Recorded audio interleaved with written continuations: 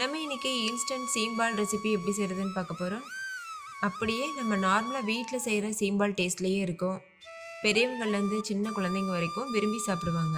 இந்த சீம்பால் வாயில் வச்சதும் அப்படியே கரைஞ்சி போயிடும். அவ்வளோ சாஃப்டாக இருக்கும். டேஸ்ட்டும் ரொம்ப ரொம்ப சூப்பராக இருக்கும். ஒரு டைம் செஞ்சிட்டிங்கன்னா அப்புறம் அடிக்கடி செய்ய ஆரம்பிச்சிடுவீங்க. அவ்வளோ ருசியாக இருக்கும். ஓகே, இப்போ வாங்க இந்த ரெசிபி எப்படி செய்கிறதுன்னு பார்க்கலாம். ஹாய் ஃப்ரெண்ட்ஸ், வணக்கம். என் பேர் Abhi. Welcome to Indian recipes Tamil. வீடியோக்குள்ள போகிறதுக்கு முன்னாடி நம்ம சேனல் இந்தியன் ரெசிபீஸ் தமிழை சப்ஸ்கிரைப் பண்ணிக்கோங்க. கூடவே இருக்க பெல் சிம்லையும் கிளிக் பண்ணிக்கோங்க.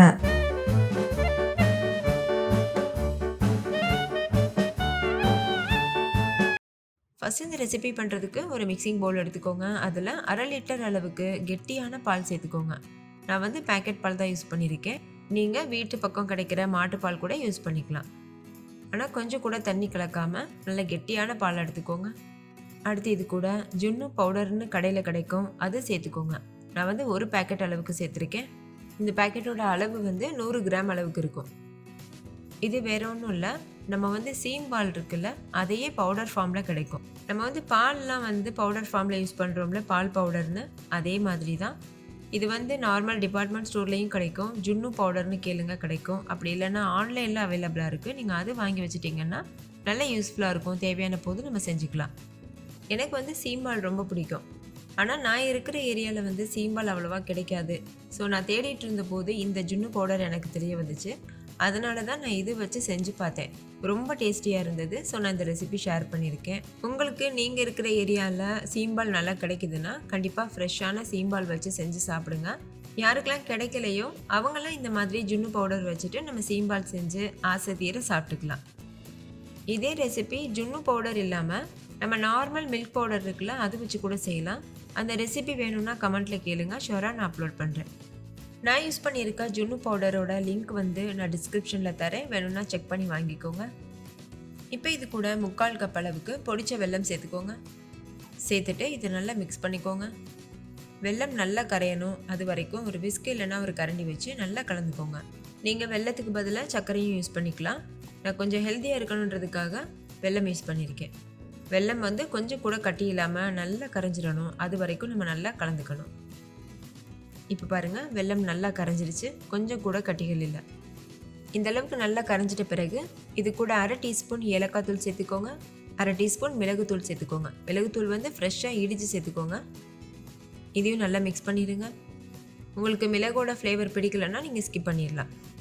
இப்போ ஒரு ஃப்ளாட்டான பவுல் எடுத்துக்கோங்க. அதில் இந்த மாதிரி அரிகரண்டி வச்சு நல்லா வடிகட்டிட்டு சேர்த்துக்கோங்க.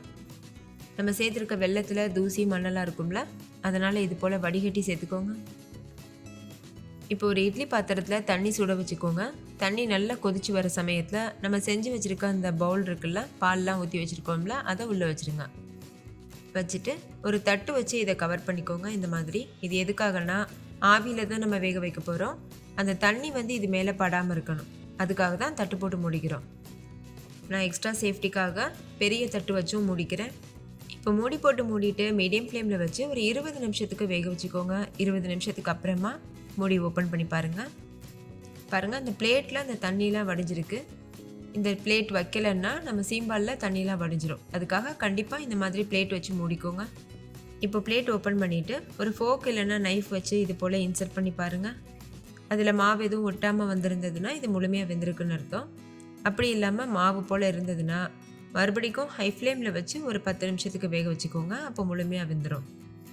இப்போ இது முழுமையாக ஆறணும். கொஞ்சம் கூட சூடு இல்லாமல் நல்லா ஆறிட்ட பிறகு ஃப்ரிட்ஜில் வச்சுருங்க.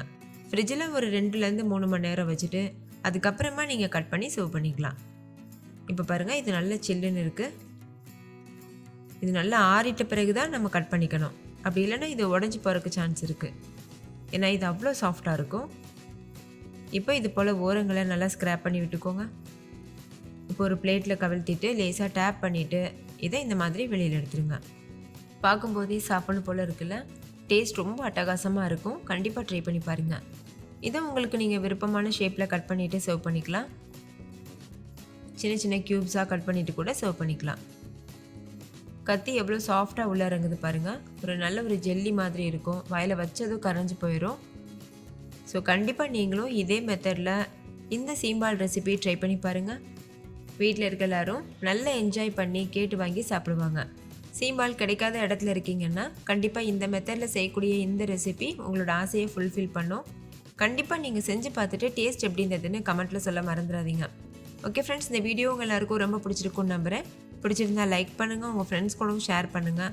நீங்களும் செஞ்சு பார்த்துட்டு டேஸ்ட் எப்படி இருந்ததுன்னு கமெண்ட்டில் சொல்லுங்கள். தேங்க்யூ, பாய்.